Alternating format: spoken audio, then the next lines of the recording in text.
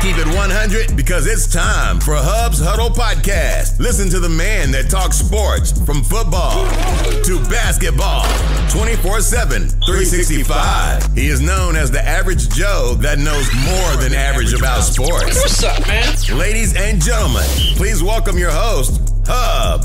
Man, what's up, everybody? Man, it's been a long time. I'm back. Took a little break, man. It is February 1st, 2019. Man, and I'm back today, man. Of course, we got the big trade that happened yesterday between the Dallas Mavericks and the New York Knicks.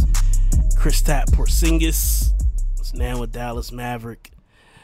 Man, it's just been, a lot going on in the NBA. NBA lit up this week, man, in lieu of no NFL game this week, because, of course, we're leading into Sunday with the Super Bowl. NBA's been on fire, man, from Anthony Davis requesting a trade on Monday. Lakers trying to put together a package, trying to do whatever makes LeBron happy. Then we got the Celtics telling, the Pelicans, hey, man, listen, everybody's available except for Kyrie if y'all just hold out until the end of the year, man. And then you got news on Kyrie Irving. It's reported that, basically, uncertainty in Boston and things that was said. He said he doesn't owe anybody, the S word. And basically telling reporters, man, you're going to see what's going to happen on July 1st. So before I get into my main topic of today, which is the biased fans and media, I'm going to talk a little bit about this, man, this Kyrie Irving situation, man. You know what, man? See, before the season started, the Celtics, they had their players, at the Garden with the fans, more like it was like an open forum. Kyrie basically told the fans that, if you guys want to, he would like to come back if you guys would have me. So we left it at that. And then, of course, a month or two ago, the commercial came out with Kyrie and his dad playing ball at the Garden. And basically at the end, it's more like he said, he wants to be the reason why nobody wears number 11 again. So, if his father went to Boston University, wore number 11. His father, tried out for the Celtics. And, Kyrie coming to Boston was like a dream come true for him. It was more like, trying to, do something, leave like his and his father's legacy in Boston the right way. Walk out with an NBA title, in Boston. It's a lot of people, man. They, when you in these sports groups and things like that, man, people tend to just take things and just run away with it. And, they come real left field with it without, doing actual research on things, man. It really bothers me because I'm like, you take one clip of something that was said in the interview, and you run with it. And it's like, oh, Kyrie's leaving. He's done. He's going to go here. He's going to be a Knick. First and foremost, Porzingis was telling cats, don't come to New York. You know what I mean? He wanted out of New York. Now, why would you want to go to New York, somewhere where another guy, a star guy, wanted out? Like, he said they wasn't doing nothing in there. They wasn't doing nothing in New York to try to get the team better. So there's been rumors of like KD going to New York with Kyrie, or KD and Kemba Walker going to New York. Now it's like Anthony Davis. The whole thing, you got Anthony Davis' dad coming out talking about he don't want his son playing with Boston. First and foremost, man, in this league, man, we grown men. You grown men. You got your father coming out and speaking for you. Like, come on, bro. Like you are a grown man. I think Anthony Davis needs to just be like, yo, Pop, chill out. I'm going to handle this. This ain't your decision. This is mine. This is my livelihood. And I mean, hey, because his pop was saying, what happened to Isaiah Thomas, man. But you know what? People got to realize, what happened to Isaiah Thomas, yeah, I missed that guy in Boston. That dude was, IT was the man. You know what I'm saying? But when he was talking about, yeah, they got to back up the Brinks truck and I get a max contract and this and that, he wasn't that kind of player to warrant a max contract. And that's what people don't understand. Like, if you want max money, they wasn't going to give you max money. So they traded him out to go to, Cleveland in return for Kyrie Irving, a younger, player that is a better player, and he's worth, a max deal when the contract is up. Boston's in a position right now and they give Kyrie $50 million more than any other NBA team in the league if Kyrie chooses to stay come July 1st. And this is the reason why Kyrie did not re-sign with Boston during this season or last year, is because he can make more money at the end of the year when he can get out of his contract. That's what people need to understand. Like, why don't he just re-sign if he's going to stay in Boston? No, Kyrie's trying to make the most money possible for Kyrie Irving. He has to set up his whole livelihood right here. This is what he does for a living. That's just like you at work and you taking just a $1,000 raise in comparison to if you just waited out to the end of the year when they do, like the other, compensation, compensation, you can get $3,000. Would you take the $1,000 right now? Would you hold out until January 1st? You can get $3,000. You know what I mean? So, people just the way the business work, man. Just the way the business work. The trade deadline's coming up in the NBA. We'll see what's going to happen. Will Anthony Davis be moved? I don't know. Will he be a Laker? Who knows? Lakers will have to give up a lot, to give him, but I don't think, Pelicans are actively talking to the Lakers right now, so we don't know what's going to happen. Man, it's been it's been a long week, man. It's been a long 2 weeks waiting on this football because, I didn't watch the Pro Bowl. I'm not into the Pro Bowl. I just think, it's just a filler and, these guys don't really go hard. So, but we're moving on to Super Bowl, man. I'm going to be back tomorrow with my Super Bowl pick. So, it's not the topic for this one. Let me get into my topic of the day, which is, bias. Bias, man. Biased fans, biased media. You know what, man? Like I said, people, man, they can be so biased that it makes no sense. I understand if you're going to be a fan, you're fan biased. You see everything that happens to your team, but you don't see anything that happens to another team. Like the whole thing with the Rams and the Saints and the playoffs, there's a lot of people who, were okay with, the Saints getting, like a no call on that pass interference play.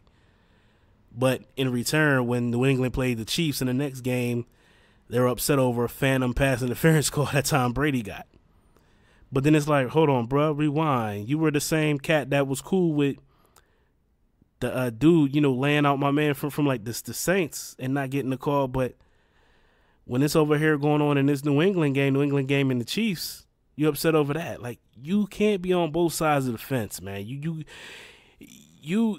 cannot be on the same, you just can't be on the same side, man. You know what I mean? Like on different sides, man. You can't just like flip flop. If you going to call it one way for one game, you got to call it one way for another game.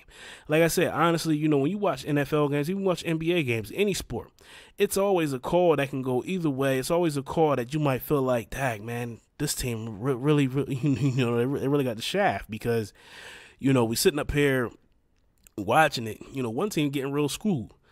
And it's called like you being biased, man. People biased, man. Is it the hate for one team? But, you hate them so much that you just want to see everything go wrong for them. And you don't even want to like acknowledge when something goes, like when that team gets screwed over, you don't want to acknowledge it. Instead, you bring up old stuff. Well, if they wasn't doing this back in the year 2006, it would be okay right now. Man, you just sound dumb. You know what I mean? Just point blank, man.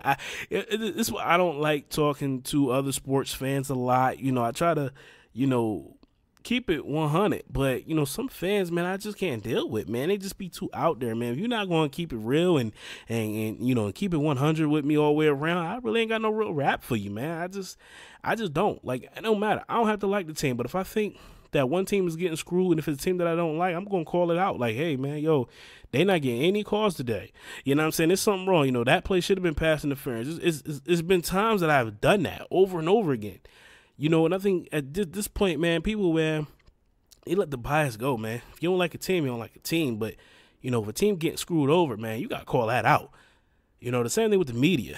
Like it was after that AFC Championship game, the Chiefs and Patriots, and they were shining like a laser pointer in Tom Brady's face. So, you know what? If this would have happened in Foxborough, if this would have happened to Patrick Mahomes in Foxborough, there would have been an investigation started like maybe like 10 minutes after the game was over. Like, for them to actually say on like the news up in Kansas City, I was pretty shocked. I was like, wow. And the league actually was, investigating. I was like, wow, really? But it was so under the rug until like a couple of days later. It wasn't like something that was brought up right after the game. Like this was in Foxborough. This happened to like any quarterback playing the Patriots in Foxborough. It would have made like headline news right after the game. Oh, the Patriots are at it again. This time for this and this and that. But if it happens in New England, it's like, okay, until somebody points it out. And shout out to Colin Hurd, man, Kyle Coward, man. Look, listen, I don't really listen to this dude all the time. I think sometimes he just be full of it, but he the one that pointed it out. He was like, man, we got to stop being biased, when it comes to teams, man. Like, we see something that ain't right, we got to call that thing out, man. And that's basically what it is, man. People, man, it's just like, it's just being biased, man. Like, it's just that's just like with NBA. Like, I'm not a LeBron James fan. You know what I mean? But at the end of the day, I recognize game when I see it. Like I recognize he is like, one of the greatest players that ever played a game of basketball. Him going to the finals as many times as he been to, was it like 8 straight finals? For him doing all of this, carrying teams on his back and this and that. And we all know why I didn't like, LeBron James. I'm a Boston Celtic fan. So yeah, when my big three was getting old, and KG, Ray, and Paul, and he went to Miami, and they finally beat Boston, and then next thing you know, Ray Allen leaves and go to Boston. I hated LeBron James. You know what I mean? I didn't like LeBron James, but I always knew that he was a great player. I mean, I never discredit him for his talent on the court, but I always knew he was a great player. I didn't like, oh, LeBron's a bum, he's sorry, he sucks. I never said that. Because I recognize the game.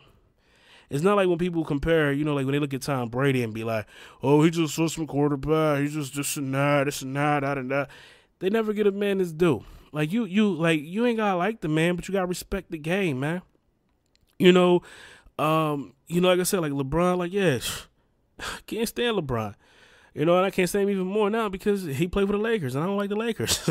You know what I mean? Like listen, like Kobe Bryant. Like Kobe, I couldn't stand Kobe, but he was a bad boy. You know what I'm saying? So, like I like Kobe better now that he's retired than he was when he was playing. You feel me? Like, that's just what it is, man. Like, like my thing with like LeBron, like, yeah, because you kept my team out of going to the finals. You know what I'm saying? Like, like last year, Game 7, the Celtics and the Cavs. You the reason why we didn't go to the finals. You know what I'm saying? The year before that, they put us out in the playoffs. You know what I mean? So, yeah. My dislike for LeBron is because you kept my team out, but I never discredit the man's game. I give the respect to where it's due. Give him all the respect in the world. Like, I don't ever wish no ill will on this man or nothing, on any player. Not like how I see people when they talk about like Tom Brady. I wish he just hurt his ACL. Like, why would you wish injury on anybody, man? On any player. That's just stupid. I mean, people, man, they just need to get it together, man. I just, it just like, the hatred and the jealousy, man, it just be there on like 1,000, man. Like, everybody talks about Tom Brady, and they talk about how he's system quarterback, and then, they go from that. Like, you got to look at, the body of work of this man doing. I always tell people, I say, Tom Brady is not the most athletic, quarterback ever, but you got to look at the way he prepares, the way he puts his body on the line, the way he comes into, like, the games as mentally prepared, ready. He's always ready. And, what validated that for me was, like, I was watching NFL Network yesterday, and James Harrison came on. And James Harrison was saying, you know what? Like, I hated Tom Brady, until I got to New England. He said, when I got here, I thought I was going to see some shady stuff that I ain't like. I'm going to be like, oh, this what y'all doing up in here now, blah, blah, blah, blah. And he was like, the first person I met was Tom Brady. He was like, and Tom Brady's attitude to the guy on the practice squad, to the 10th year veteran, it's all the same. And then it's about how his preparation was. He was like, we're given a book, on like a team, and that's like 70 pages. He was like, by Monday, Tom was already done. He said, Tom walked up to me, tapped me on my shoulder, and said, and this was before the Super Bowl last year, he said, get ready because we got to score a whole lot of points. Like, and then you think about what Harrison said, and you think about the score of that Super Bowl, it was like 41-33, so something like that. And you think about it, you like, yo, he was so prepared, that he knew, like, okay, this is what it's going to take, to try to win the game on Sunday. We got to do this.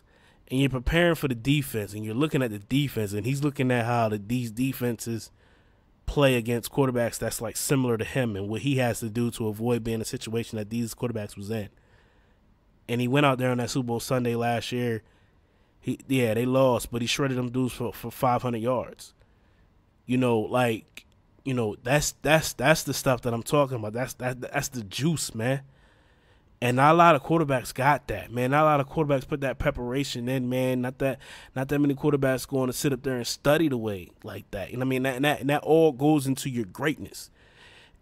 And he won't never tell you that he's the greatest quarterback. He hates that. He don't want to be considered as the greatest quarterback. That's up for us to decide. And we got this, this whole biased media, man. Like, some of these cats, man, they really get paid, to tell you certain things to kind of like make you go along with it and be like that. And Shannon Sharp was one of the first people that actually, was real. Right after that game with the Chiefs, he was like, listen, I'm not going to sit up here and tell y'all that Aaron Rodgers is better than Tom Brady anymore. You know what I mean? Like, Tom Brady's the greatest quarterback ever. You know what I'm saying? But it's just like, some of these cats like your Nick Wrights. He probably never played down in his life, but he's up here with his analytical stuff. And it's like, dude, like, you don't even know. Like, I respect the opinions of, like, the players, man. Like, the players tell me who are the best players, like basketball and football. Like I said, man, LeBron James, one of the best players on the planet. Him, Kevin Durant. I don't like Kevin Durant because I'm like, you went to Golden State. Like, you left a team that took a team, that took this same Warriors team to 7, but then you turn around and leave, so you can go ring chase, man. I mean, I know that's the name of the game in the NBA, but, you was right there on the wall, man. You and Russ could have did it, man. Like, yo. Like, to watch y'all two, go through your whole career and being good with it, man, especially, like, they already started losing pieces, after that first finals run, when they lost to Miami, you had James Harden and he left. I mean, you had Serge Ibaka and he left. It was just Russ and KD, man. That y'all could have been a duo, man, that could have got that chip in OKC, man. But, I mean, like I said, but you got to respect the game. Kevin Durant, one of the best players on the planet, man. Cat, you 7 foot, like wingspan, and when he shoot, it's unblockable. Like, that dude's an assassin, man. He's a sniper. You know what I mean? Man, that cat, man, he's a bad boy. LeBron, he got the size. He got the speed. He a bad boy too. But like I said, you're a Laker. I mean, I respect your game, but I don't like the team. Hey man, that's what it is. If we end up when we play each other this year, hey, my Celtics go ahead and go play LA. Hey, beat LA all day. You know what I'm saying? But it's just people, man, we just got to get out of that biased mindset. And start, putting respect on these players. Like, you ain't got to like them, man, but you got to respect the game. You got to respect them that, these dudes go out here and they put it all on the line for you every single night. I mean? They give you everything that they got every single night. And this is where I'm going to leave it at tonight, man. Just, stop with the biasness, people, the biased people. Yeah, I mean, let's start appreciating the game. Like, we're going to witness something on Sunday that, it's going to be history. You know what I'm saying? You looking at this Patriots team got a chance to go get their 6th title. I mean, Tom Brady could be the only player with 6 rings. Let alone he is the only quarterback. He's not the only player with 5 rings, but he's the only quarterback with five rings. We know Charles Haley got 5, with the Cowboys and the 49ers. But, you're looking at, like what possibly could be history, man. And you got this Rams team, man. They're hungry too. So it's going to be a great game on Sunday. It's just like when you watch LeBron in the finals last year, it was like, if he absolutely win, man, it's just like, it's always historic because he went, this would be like his 8th finals. You know what I mean? Like last year he went to that was like his 8th time being in the finals. Just like this year with Tom Brady, this is his 9th Super Bowl. Like this kind of stuff, man, you know, it's once in a lifetime that we're going to see this kind of stuff, man. And we really got to start, you know, relishing in it. Like, yo, like instead of just being a certified hater, like, oh, I don't like the Patriots, I don't like this and that. You just got to start respecting the game, man. Like, yo, like what these dudes is doing, this is history, yo. Like, ain't no other team that's been dominant for the past 18 years. You talking about for 18 years, this is your 9th Super Bowl. That means, like, on an average, you win every other year. You know what I mean? Like, if you average that out, that's every other year. These dudes has been there. These dudes are contending every single year except for 2. It was like the 02 season and then was the 08 when Tommy got hurt. You know what I'm saying? Like, yo, like, these dudes has been in the mix every year. These dudes been in the AFC Championship almost every year. Like, you gotta look at it like me. Like, I'm 35. Patriots been contending my whole adulthood. You know what I mean? That's whole 18 years, man. 18 years. These dudes has been in the mix. I seen it for 18 years. Like, you know, the first 3, sweet. The one against Seattle was like the best one. Got to share that with my oldest daughter. She's a diehard Tom Brady fan. I got to share that with her. Because you want to know what? The year before that, she cried. She cried. When they lost to Denver in the AFC Championship game up there in Denver, she cried. Like I was cool. I was watching, then I happened to turn around. Her whole face was just red and just like she was bawling. And I asked her what was the matter. She says, "No more football." She was crying, yo. So I told her, I said, you know what? I said, them boys are gonna come back. They're gonna go get you one. And it happened the following year. You know, they ended up playing against Seattle. The Malcolm Butler in the interception in the end zone. I almost had a heart attack. Like, you know, just jumping up and down. I couldn't believe it. You know, a lot of people talk about, well, they should have ran the ball. Yeah, they should have ran the ball. But just think about this. If he would have completed the pass, they would have said this was the smartest play ever because he outsmarted the Patriots. That's just like this year with the in the playoffs. You seen the Eagles when they played the Bears, and when the Eagles was marching down the field and they were like in on like the goal line, they sat there and they were throwing the ball, and people were like, why they throwing the ball? Why they doing this? Why they doing? How come they ain't taking no timeouts? And I told you, I said, because if they end up scoring here, you're gonna say this was a genius move. But if they don't score, then you're gonna say it's a stupid move. It's the same thing like back in the Super Bowl. It was like, you know, with Seattle. If Seattle would have ran the ball and got in, yeah. If Russell Wilson would have completed that pass, that was a horrible throw by Russ. If Russell Wilson would have completed that pass, everybody was saying, yo, they outsmarted the Patriots. That was the most genius play ever because everybody thought they were going to give the ball to Lynch. You know what I'm saying? So, you know, with him throwing that interception, then it became, oh, he should have ran it. See, it goes two ways. But yeah, so, you know, like back to it, like, yeah, I told my daughter, you know, they don't go get you one. And it was that, and then, like I said, like the last two has been very special. So I got that one, you know, my oldest daughter.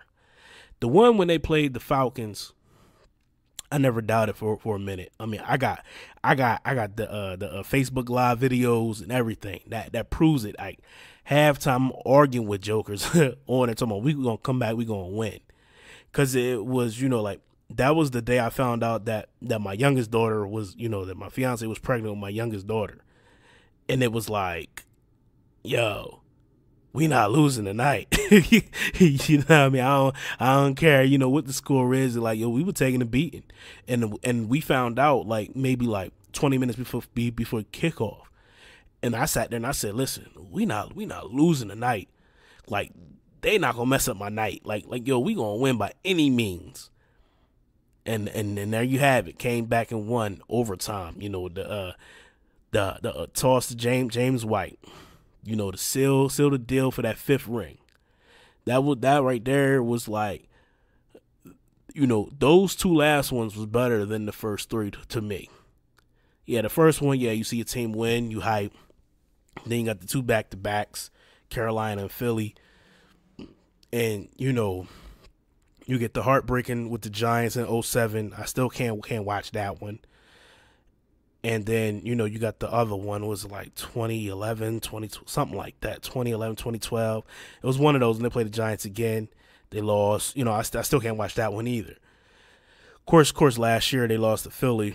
You know, that wasn't much of a sting. It was more like I said, I know a lot of Eagles fans, and I know, you know, a lot of them, you know, they actually, you know, live for that moment. And they always tell me all the time, you know, before they won, I just want to get one. I just want to know what it feel like. You know what I mean? You seen 5 of these things. I just want to get one so I can know so I can know what it feels like. So I was upset more so with Belichick than I was just like losing the game, because I felt like, you know, benching Malcolm Butler wasn't called for. You know, I had my own personal feelings, man, but this one right here, like this one, you know, I'm like, you know, let's go get one for like the baby. You know what I mean? I got my 1-year-old. Let's go try to get her one. Because I teach her, you know, I've been teaching her about the game. Like, we watch every Sunday. We sit there, we watch. You know, I teach her, you know, certain things. Like I said, I see the stuff from a different level. You know, I'm picking out defense and everything, and she probably knows more about football than a lot of cats. You know what I mean? That's crazy. You know, that's my homie. But that's it for me tonight, guys, man. I just want to wrap that up, man. Like I said, man, keep the bias down, man. You know, we just got to be better, man, as fans. You know, start appreciating the game and appreciate what we're seeing out here, man. You know, this stuff is history. We're never going to see stuff like this again. You know, so we need to cherish the moment, man, and just relish in it, man. But thank you guys for listening. Shout out to my new listeners, man. If you on Instagram, follow me at Hubs Huddle. Shout out to Martellus Bennett, man. Check out his new book, Dear Black Boy, coming out soon. You know, pre-order be shipping out in March. So check him out, man. Marty, we miss you on the field, brother. You know, Black Unicorn, it's my homie. So until next time, people, man, shout out to my new listeners. Shout out to my current listeners, man. Keep rocking with me, man. Continue to share this, man. Continue to, you know, turn other people on to Hubs Huddle Podcast, man. And let's continue to grow together, man. You know, like I said, this is for the people, man. I do this for y'all. Check me out tomorrow for my Super Bowl preview and my score. Y'all already know who I'm picking. I'm picking the Patriots. I'm putting it out there right now. Riding the wave. Shout out to Spike King. I see you did your thing over there on Good Morning Football, homie, man. Keep doing your thing, man. Hey, we're going to grind up Nate Burleson, man, after Sunday. You know what it is, baby. You know, shout out to everybody, man. Have a blessed night. Be safe and stay in one piece, please, people. It's cold out here, man. Make sure you bundle up. No frostbite, man. Warm up with a nice, you know, 30 minutes of Hubs Huddle Podcast tonight. I'll holler at y'all later, man. Peace.